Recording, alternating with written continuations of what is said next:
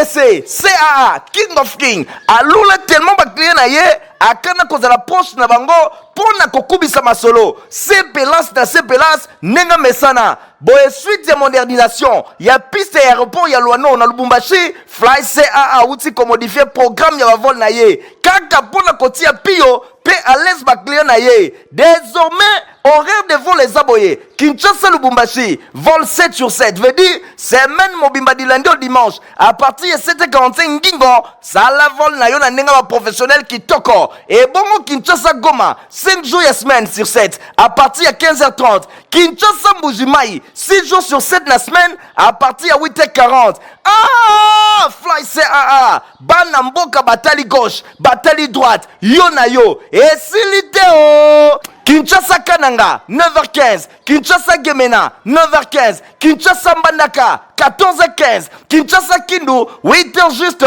Pe Kinshasa Kisangani, 9h juste.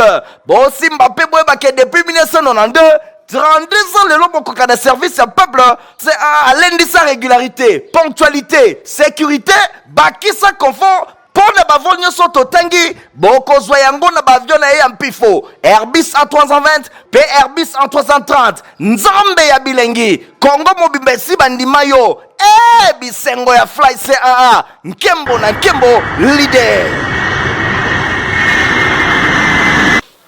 Bon début de semaine à votre vidéo, merci pour votre bébé sur la télévision, la vidéo pour la colonne info lingala. Journal, il y a peuple pour la peuple, tout pour la journée pour notre week-end de qui chef de l'État Félix Antoine Tshisekedi Mboya, Yamba qui a cité, il y a une africaine André Flao, ministre d'État, ancien président de la Chambre des représentants, il y a Belgique, qui a masolo na de coopération entre République démocratique du Congo na Belgique, peu abete qui sous solo et telle situation, il y a guerre, il y a Est, la République démocratique du Congo. Donc il y a la CAC, la masolo et chef de l'État Félix Antoine Tshisekedi Mboya, il y a l'ancien qui misala ya Kotonga Nzela, il y a Kinshasa na commune, il y a Mangafula, ezali Nzela ko relier bongo pour désenclaver capitale et relier partie sud-est na partie sud-ouest. Rythme opinion à petit pas de détail. Président de la République, Félix Antoine Tshisekedi Tshilombo a lancé misala ya Kotonga rokade ya Kinshasa na commune ya Mongafula. Ezali nzela ya contournement pour na ko désengorger capitale pe ko relier partie sud-est pe sud-ouest. Molai ya 63 km, rokade ya Kinshasa et kokende na cité ya Mbudi et koleka na route ya caravane et ko traverser ba quartier lokola Mitendi, Joli Fit, Bralima, Rifla, Rai, Njili Brasserie, Sekomaf, Bouma, Njoko, avant et côté la route nationale numéro 1 à partir ya Badara, Mosikate aéroport international ya Njili, Rokade Oyo ezali bongo. Programme moko monene ya botongi route périphérique oyo ekosala boucle autour ya Kinshasa pour na fluidifier tope kobongisa circulation vers aéroport international ya Njili. Ndenge Nicodème Zao, directeur général ya agence congolaise des grands travaux ACGT na Mukuse atalisaki kasi pona kokoma wana misala ya Kotonga esengeli ekende na 3 ans. Pour un coût budgétaire oyo ezali estimé na 300 millions de dollars américains. Namalobanaye, ministre de l'infrastructure et travaux publics et l'ongona reconstruction, Alexis Gisaro a talisike ouvrage oyo ezali bongo na série ya projet ya modernisation ya banzela pe lisusu ba étude oyo esalimi déjà pour dans la plupart katina yango ezali bongo na titre illustratif ya banzela ya lanterne Tchela Kalamba Mbuji pe ya poursuite ya ba tronçon lac Mukamba pe Lusambo. Événement oyo ezali ko matérialiser relance ya programme sino-congolaise renégocié selon volonté ya président de la République Félix Antoine Tshisekedi Tshilombo oyo azali ko souhaiter partenariat oyo ezala réellement profitable na République démocratique du Congo pour na ko moderniser banzela naï. Dimanche 23 juin 2024, chef de l'État Félix Antoine Tshisekedi Tshilombo accompagné la distinguée première dame Denise Nyakiro Tshisekedi Baronda qui hommage à Souka na pasteur Léonard Barouti Kasongo oyo akufaki depuis mokola samedi 1er juin na Montréal kuna na Canada nyonso le kana ki kitoko na stade Tata Raphaël reportage. Dimanche 23 juin, Nastad Tata Raphaël, président de la République Félix Antoine Tshisekedi Tshilombo, accompagné na distinguée première dame Denise Nyakero Tshisekedi, a rendaki hommage et pas ya pasteur Léonard Barouti Kasongo, oyo akufaki samedi 1er juin eleki na Montréal na mboka Canada. Couple présidentiel basinklinaki liboso ya nzoto ya mowei pe ba déposaki couronne de fleurs a saluer famille oyo ezali bongo éprouvé pe adressa ki ba mot ya réconfort et pas ya libota boye figure emblématique ya église de réveil na République démocratique du Congo. Pasteur Barouti Kasongo akufaki na âge ya 77 ans. Azali fondateur ya église Barouti Tabernacle, anciennement appelée Assemblée chrétienne ya Rigini, a exercé ministère nae pendant près de 50 ans. Solo ya Sénat pour la chambre haute ya Parlement et Sengeli Bosimba qui commission Oyo et Tiamaki en place pour élaborer règlement d'ordre intérieur Basilis déjà Mosala na bango lundi 24 juin de Bayaki ko déposé yango na président na ya bureau d'âge Christian Kengebe Nazaki na compte ya Infolingala. Chargé à élaboration et règlement intérieur, il y a 4e législature, il y a chambre haute, il y a parlement, déposé lundi 24 juin 2024. Rapport final Nabango, et pas il y a président, il y a bureau provisoire, il y a Sénat, Pascal Kindwelo, étape Oyo et Pessinzela, na convocation na plénière, na délai moko ya mokuse, et pas il y a débat général et qu'on permettre na sénateur Moussoso, apprécier Moussala Oyo et Salemi, et pas il y a commission, Peba apporter également, amendement na bango soki ezali. Na volume ya mosala oyo et salemi commission a filisi mission na ye na délai oyo et pesamelaki ye ndenge Christophe Lutundu la président ya commission oyo atalisaki na ngambo na ye président Pascal Kindwelo a félicité ba membre nyonso ya commission pour na qualité ya mosala oyo et salemi na délai moko ya mokuse. Examen d'État édition 2023-2024. Premier ministre Madame Judith Soumina Toulouka ye a Pesekiton Mokola lundi 24 juin. Kuna na lycée Chaoumba pour na ba épreuve où ils ont concerné bongo près de 1 million de candidats finalistes. Bazabon on a entendu mon République démocratique du Congo. Midjo Mabasa Zakio na compte Infolingala.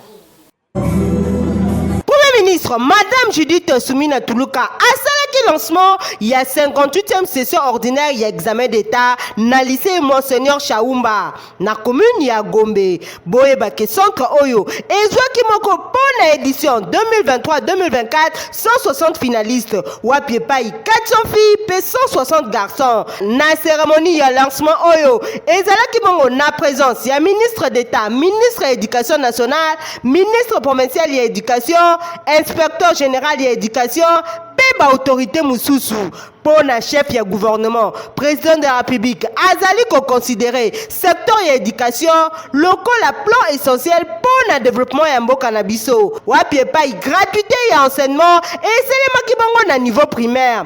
Et ça impératif que nous est à la mise en œuvre pour les finalistes na niveau étendu mobile la République démocratique du Congo pour la participation à mes profs oyo. Il y a examen d'état et les kanabongo malamu. Boyeba que pour la sécurité na la République démocratique du Congo, Madame Judith Soumina Toulouka na gouvernement na ye bazibongo en charge ba frais ya participation pour la finaliste ya Nord Kivu. Secteur éducatif et zabongo na pilier 4 ya programme d'action ya gouvernement souminois oyo ezali ko considérer accès à ma services sociaux de base oza ko prévoir ko poursuivre pe ko parachever mise en place d'un système éducatif performant inclusif et équitable. Ministre d'État, ministre de l'Éducation nationale, paix nouvelle citoyenneté, Madame Raïssa Malou, a salué qui paie engagement et chef de l'État, na mise en œuvre et gratuité et enseignement primaire, paix exprimant qui gratitude naïe, et paix y Premier ministre,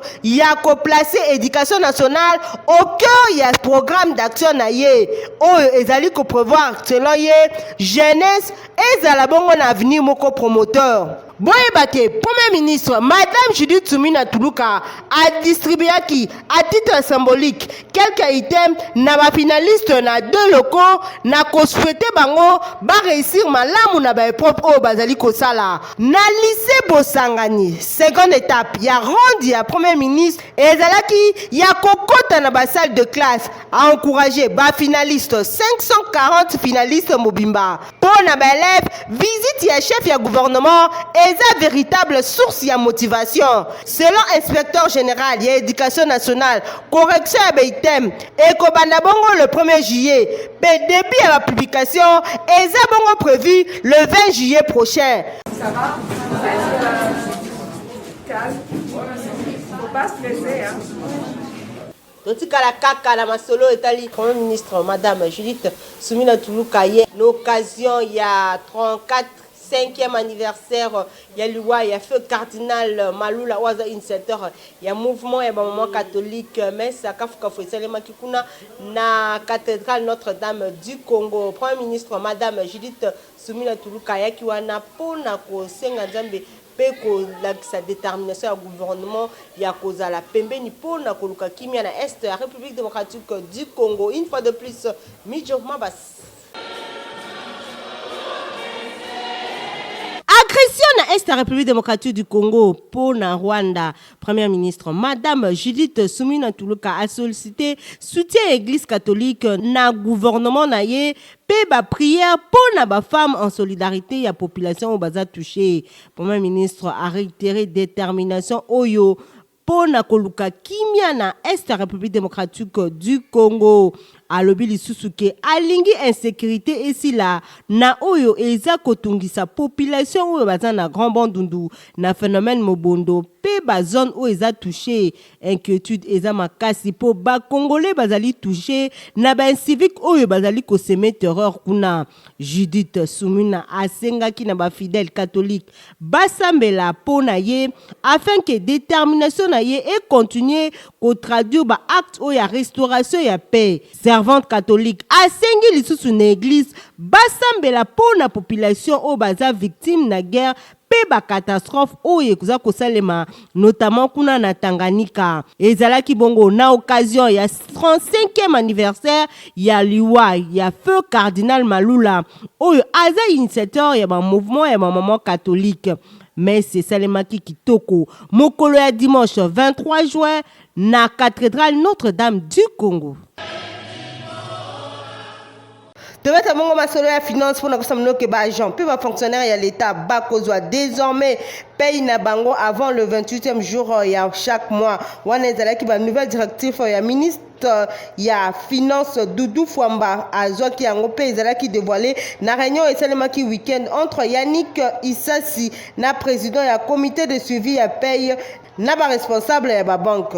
Bonne nouvelle pour les agents et les fonctionnaires nyonso ya l'État. Paiement ya ba salaire na bango et kozala désormais na régularité historique.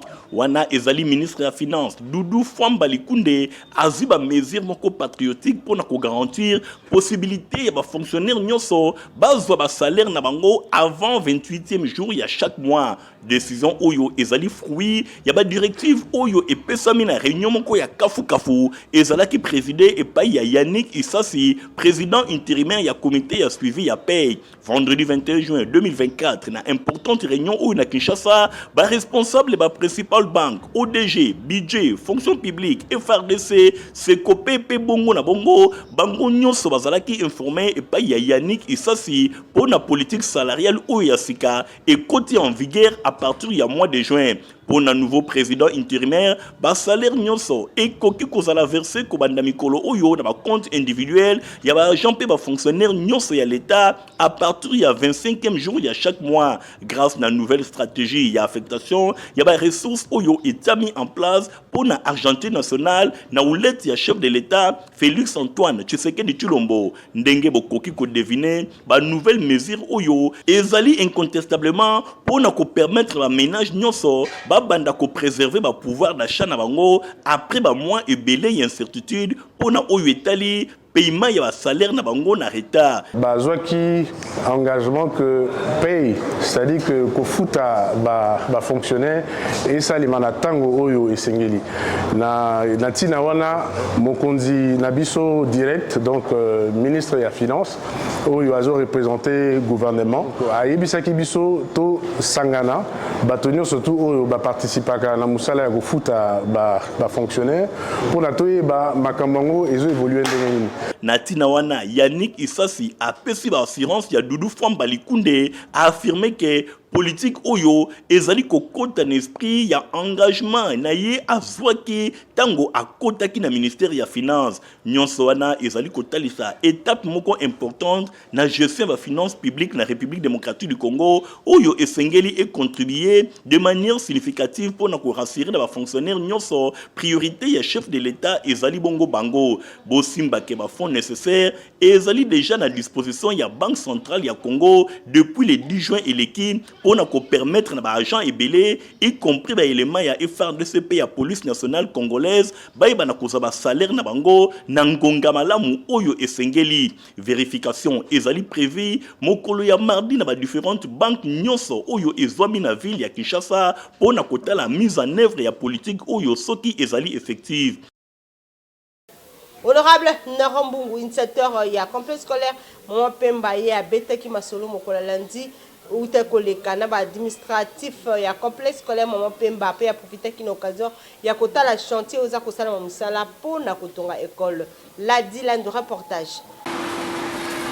Honorable Néron Mbungu, initiateur ya complexe scolaire Mama Pemba, azalaki na réunion ya kafu elongwa na administratif ya complexe scolaire Mama Pemba, nyonso pona koluka ba stratégie ndenge nini kotombola école oyo ezali kosala fierté ya bana kisenso pe ya district ya Moamba, voire ya ville ya Kinshasa Mobimba, na ba atelier moko ya kafu oyo ezali kuna, même ba école ya nzinga bazali koya koyekola. Bosimba ke honorable Néron Mbungu azwaki ba rapport ya ba responsable ya complexe scolaire Mama Pemba batalisaki ndenge nini année eleki makambo etamboli vraiment kitoko na complexe scolaire Mama Pemba eloko ya ko regretter ezali te ba projet ya makasi ezali pona année scolaire 2024-2025 et pa wapi même ba bâtiment ezali ko bakisama pona kosunga ba élèves batanga na ba conditions moko ya kitoko. 2 semaines, 3 semaines de la fermeture de l'année scolaire 2023-2024 aye poto évaluer année au Ngesila et plutôt projeter année 2024-2025. C'est vrai que ma campagne sur le Bango était pour les stratégies, mais l'autre lobby mboula déjà et si qui toko to pesani ba rendez-vous il y a ba proclamation na auto sengel ko sala kombula ici la ba salle de classe et bon mais plus de 36 salles pour l'année prochaine. Donc le déjà na ba parents batinda la biso bana na bango na proclamation ba komona makambo oyo ba salle déjà mbula. Bosimba ke honorable Néron Mbungu, initiateur ya complexe scolaire Mama Pemba asepelaki makasi na ba rapport oyo epesamelaki ye pe encourageaki personnel elongo na ba administratif nyonso ba yeba na ko bosser dur pona éducation ya bana asukaki wana te asalaki tour ya chantier pona kotala ndenge ni misala ezali kosalema pamba te ba nouveau bâtiment ezali kotongama pona ko permettre bana ba ya lisusu ebele na complexe scolaire Mama Pemba pona année scolaire 2024-2025 et pas wapi bisika ekozala ebele éducation ya qualité ezali complexe scolaire Mama Pemba bana nyonso ya Kinshasa balobi merci honorable Néron Mbungu na mosala ozali kosala pona éducation ya bana ekozala loko moko ya malamu.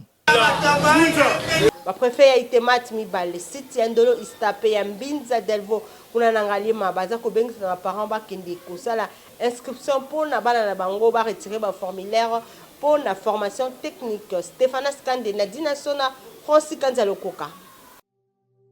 Kinshasa boyoka sango na memeli bino na oyo etali bongo ba formation ekuba na domaine technique ya solo yango nde esalaka ke babenga bana na bino ba ingénieur. Yoka pona année scolaire 2024-2025 Institut technique de météorologie, aviation et télécommunications Itemat Ndolo Ista pe Itemat Binza Ista na Delfo na commune ya Ngalema bazali kobengisa baparents nyonso ya Kinshasa pe ya ba province ya RDC oyo bana na bango bazali na ba ambition ya kolanda ba formation na ba domaine technique lokola aviation civile, mécanique générale, mécanique automobile, électricité générale, construction générale, météorologie et électronique oyo na kati na yango bokozwa 3 options totangi radiotransmission,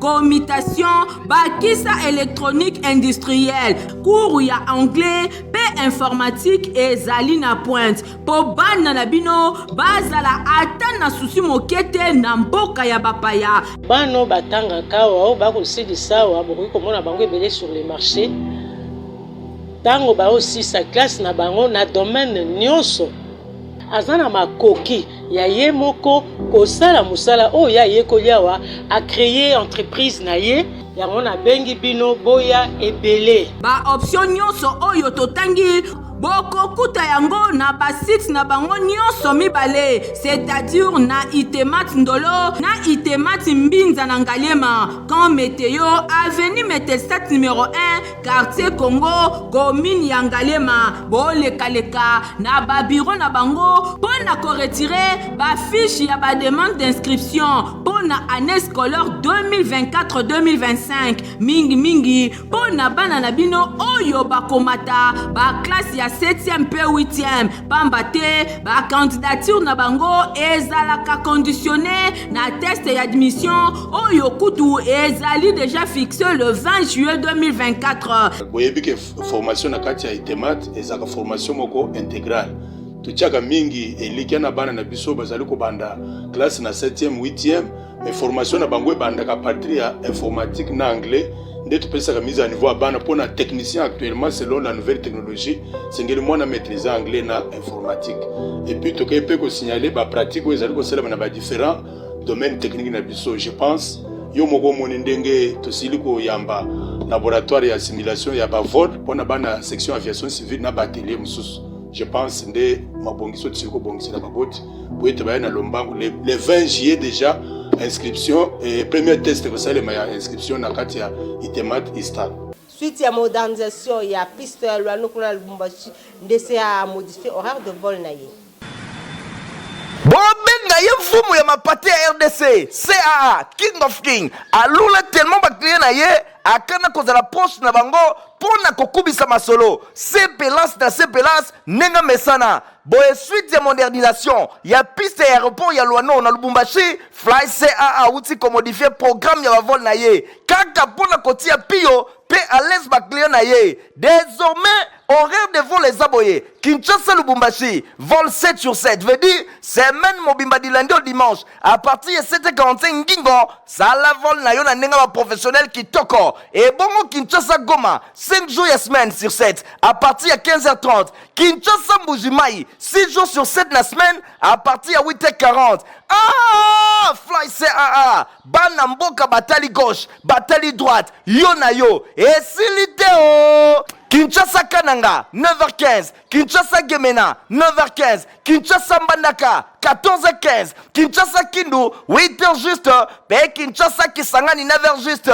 Bon Mbappé Boebake depuis 1992 32 ans le long de service à peuple, c'est à lundi sa régularité, ponctualité, sécurité, bakisa confort. Pour ne pas voler sur Totangi, Boko Zoyango na bavion na Yampifo, Airbus A320, Airbus A330, Nzambe ya Bilengi, Congo Mobimesi Bandimayo, Bisengo ya Fly CAA, Nkembo na Nkembo, leader.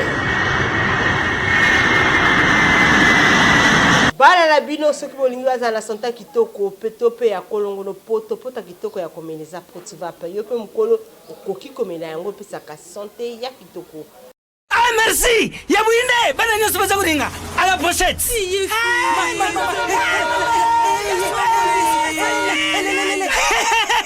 Vous allez quoi, mais Protivap est tonne la protéine et énergie.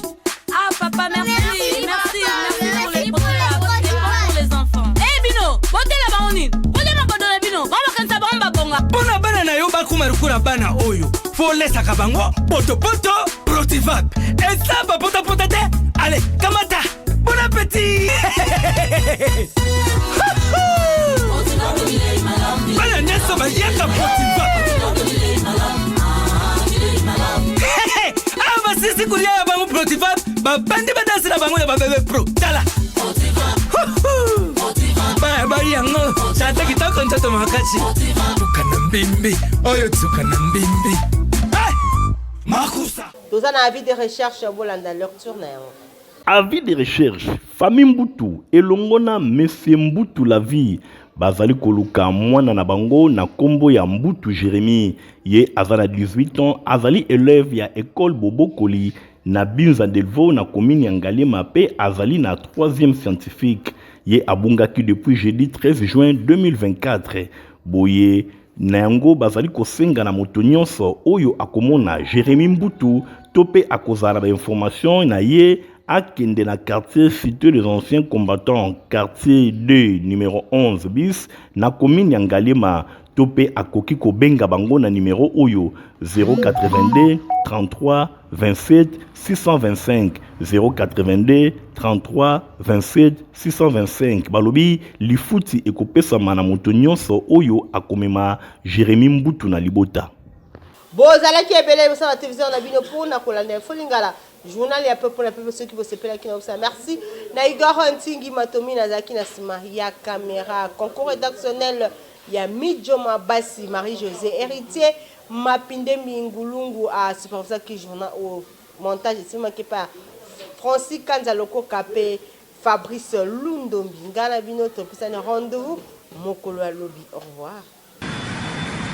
Bobenga ye mfumu ya mapate ya RDC CAA King of King alula tellement ba client na ye akana kozala poste na bango pona kokubisa masolo CPLAS na CPLAS nenga mesana boye suite ya modernisation ya piste ya aéroport ya Luano na Lubumbashi Fly CAA uti ko modifier programme ya vol na ye kaka pona kotia pio pe à l'aise ba client na ye désormais horaire de vol les aboyés Kinshasa Lubumbashi vol 7 sur 7 veut dire semaine mobimba du lundi au dimanche à partir de 7h45 ngingo ça la vol na yo na nenga ba professionnel qui toko et bongo Kinshasa Goma 5 jours et semaine sur 7 à partir de 15h30 Kinshasa Mbujimai 6 jours sur 7 la semaine à partir de 8h40 ah Fly CAA bana mboka batali gauche batali droite yo na yo et siliteo Kinshasa Kananga 9h15 Kinshasa Gemena 9h15 Kinshasa Mbandaka 14h15